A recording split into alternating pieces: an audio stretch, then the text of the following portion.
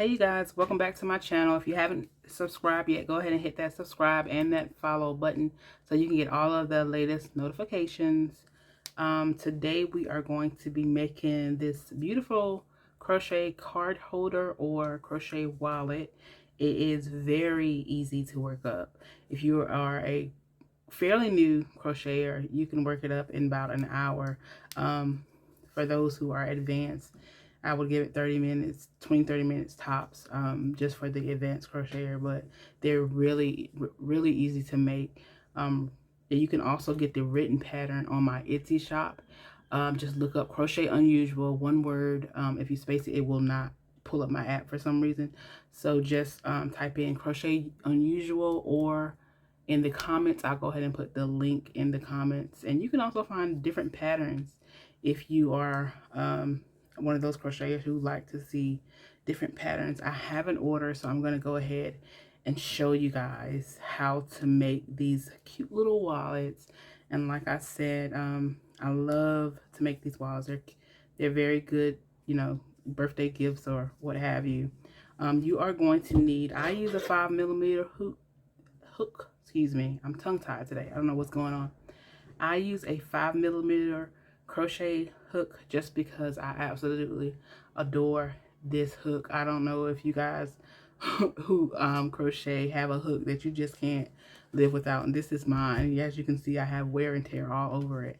I crochet everything with this hook. If I can't find it, it just does not make my day go well. You are also going to need one ball of, I use Bonnie cord, but you can use any 2mm yarn, I guess. I just happen to like Bonnie cord because of the durability of it. And, you know, when you are out of it, you can fuse it together versus, you know, tying it or fasten it in with any other project. And then you're also going to need your snaps, your magnetic snaps, if you want to close your wallet with it. A lot of people don't use it, but I just think if you're going to have cards in it, you better have something to close it with. But we're going to start, and I am going to create a slip knot. I try to do it at the end, but we're just going to do it right there. Create your slip knot. And like I said, they're very easy to make. And then I'm going to start with a chain 15. So 1, 2, 3, 4, 5, 6, 7, 8, 9, 10, 11, 12, 13, 14, 15. And then after your chain 15, you're just going to simply single crochet in each chain stitch, which is, you should have 14 single crochets going across that chain.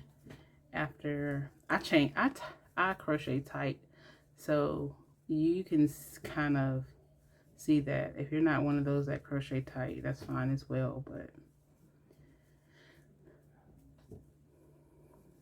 and like I said, it's a fairly easy pattern. You can, again, get the written pattern on my Etsy shop page. You guys, don't forget to subscribe. Don't forget to follow me. I'm fairly new to the whole YouTube thing, but I'm having fun with it. So who knows what we'll post. And if you look at my Instagram or my Facebook, you'll see all types of things that I have created. But I'm deciding now to just go ahead and get myself out there and just share with the world, you know, some of my creative ideas. And here we are at the chain 14, and it should look like that. And then you are going to chain 1, turn your work, and just go back into those single crochets with 1 single crochet. And of course, I'm not going to go through the whole, make you guys sit there through the whole, you know, process of me crocheting. Because like I said, it's going to take like 20 minutes to work up the entire length of this wallet. You're going to need 34, you're going to do this, repeat this, 34 lines. So after your chain 15, you're gonna have 34 lines of just simply one single crochet into the next until you have, excuse me, 34 lines. I'm gonna do a couple more just so you can see how it is worked up, and then I'm gonna simply pause the video until I get to the end of the wallet, to the length of the wallet, and then we will go ahead and complete the process. So again, chain 1 and then turn your work and single crochet in the next. Let me get some more of this out. Single crochet all the way across. Again, I crochet tight, so if it looks like you can see through it, it's just because of how I crochet. But as you can see from the first green wallet I showed you, it comes out pretty well, I think. Anyway, I saw a lot of these just because they're different, and then like I said, the cord you use makes a difference. I think it's kind of a cheaper cord to use because you can kind of get it local. Most of the time I get mine at the Hobby Lobby, or I order them offline. But 90% of the time, if it's basic colors, Hobby Lobby has it. If not, just get it off of your online store, on any of the online stores, because they don't, most of Hobby Lobby does not, they don't have purple, they don't have pink, they don't have any of the, you know, fuchsia colors or anything like that. They basically have, you know, your everyday black, tan, and gray. I don't even think they have yellow at Hobby Lobby. Let me get that out of your way. Again, you're gonna turn your work, and as you can see, it's starting to work up pretty easily. You're just gonna turn and then continue your single crochet process in each single crochet. Hopefully it's going pretty good for you guys. Like I said, you can use any 2mm yarn just to get it to the length that I have it. It looks about 4 to 5 inches. I can measure it for you because I sew as well. It's about 4.5 inches. You can't see, but I have a sewing board beside me, so that's why it was so easy for me to, you know, measure it really quick. It's about, like I said, it's about 4.5 inches wide. But again, I'm about to pause the video just because I don't want my videos, I don't like my videos to be too long. I feel like once you get the basics down, there's no need to have like an hour-long video. And the average attention span, I'm gonna be honest with you, I can't stand watching long videos unless it's a complicated pattern. Then I could see that, but this is a fairly easy pattern, so I just don't feel like you should sit here for the whole 30 minutes and, you know, watch me crochet the same single crochet stitch. So again, I'm gonna pause the video, and I will be right back after I'm done. Hopefully you guys will be with me. If not, just go ahead and pause the video until you get your 34 lines. Okay. Hi guys, welcome back. We are done with our 34 rows of single crochet. It came out to be about almost 11 inches, about 10.5. But we are absolutely done with our 34 rows. We are going to take this corner over here, and like I said, this is why I love using this yarn, because I can tuck it and fuse it with the rest of it. And I am just going to fuse it on the inside of my work I'll cut that there. Get my little lighter. Oh, I need another lighter, y'all. I can't find my other one. Well, that sucks.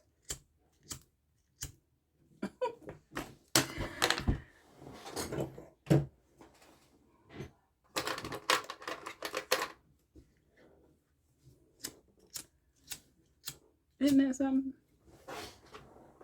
I have about 18 lighters, and when I tell you I cannot find not one of them because I need it, but when I don't need them, I don't smoke, so I don't have a use for them unless I'm doing this.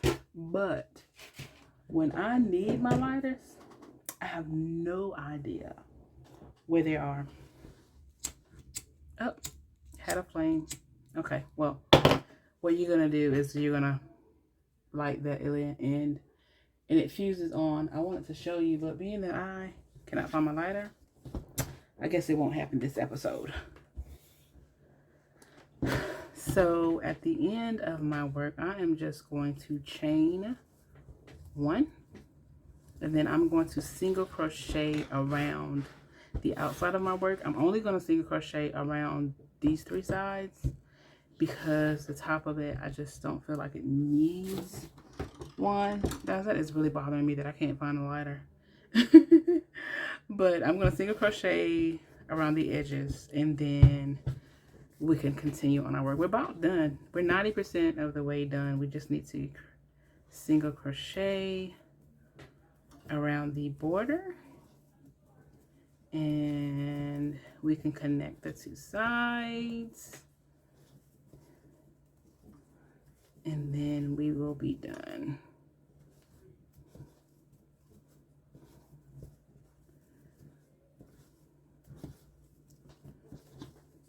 And again, I am going to pause just because I'm single crocheting around the border.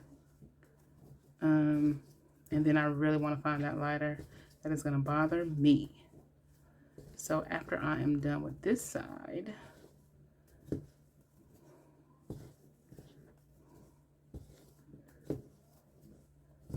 I'm going to pause. And then when we get back to, you should see how this is how it's going to look when you start to border. After I get to done with this side, I'm just going to fasten it off at the top right here. And then we're going to just fold it so we can make our wallet. But for now, I'm going to continue my way around. I'll meet you guys back here in just a second. And also, I'm going to find that lighter. Okay, guys, I am back. And this is what your work should look like bordered. This is the outside of my work. They basically look the same, honestly, but to me, I guess I can tell the difference because the outside looks a little bit more put together to me. I don't know. And this is the inside. You can see where I fused the ends in. I finally found my lighter. Actually, I had to go get another one, but that's neither here nor there. Yeah, it bothered me that I could not find that lighter. But anyway, we are going to turn our work on the inside. And I call it the brochure fold because you're going to fold it like you're simply folding a brochure, about a third of the way in, like that. And this is how you are going to create your wallet, your card holder, whichever one you're using it for. I generally, when I do mine, I simply, I like to do mine with the slip stitch method, but it's honestly easier if you sew the ends together. But the reason I use the slip stitch is because I like my borders to look like that when I do it. It makes it a little bit more sturdier and put together. And by doing the slip stitch, all you're gonna do is create your slip knot. Y'all, I'm getting tongue tied today. Y'all excuse me, it's late. And then I am going to go to the end of my work, and I'm simply going to pull my slip knot through, and then I am going to go along the border to close it up. Now, I will say this, if you, well, either method you could use, you're going to have to weave in your ends, but this way is just easier for me. So like I said, I use the slip knit, so I'm just going to slip stitch, Lord have mercy. So I'm just going to pretty much go into my next stitch like that onto both sides, and then I'm going to grab my yarn through my thread through, and then slip stitch it through. And I'm going to do that all the way up until I get to the end of the folded part of my work. And again, the slip stitch measures to me, it just, to me, it puts it together a little bit more evenly because it's forcing it to kind of bond, creating that edge that I like. And we are 98% of the way done, y'all. We just have to do the other side the same way, and you're done. Add your button or whatever you decide to use, and you're done.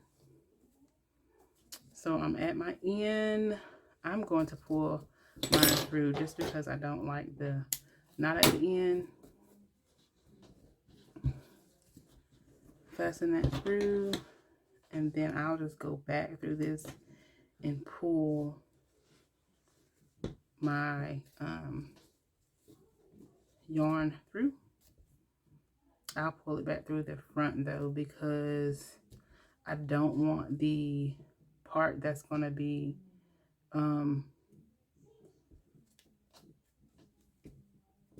the lighter part to be on the outside of the wallet. I want it to be more on the inside of the wallet, just because I think it's a little bit, it makes the work a little bit more cleaner.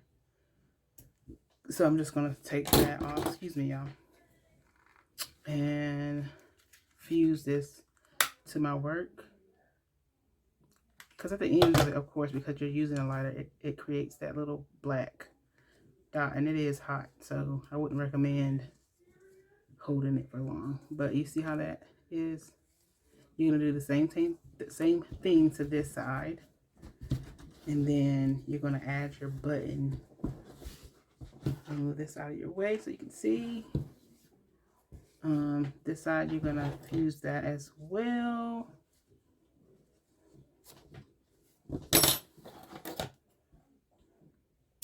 Some people just weave it to the inside of the bag, but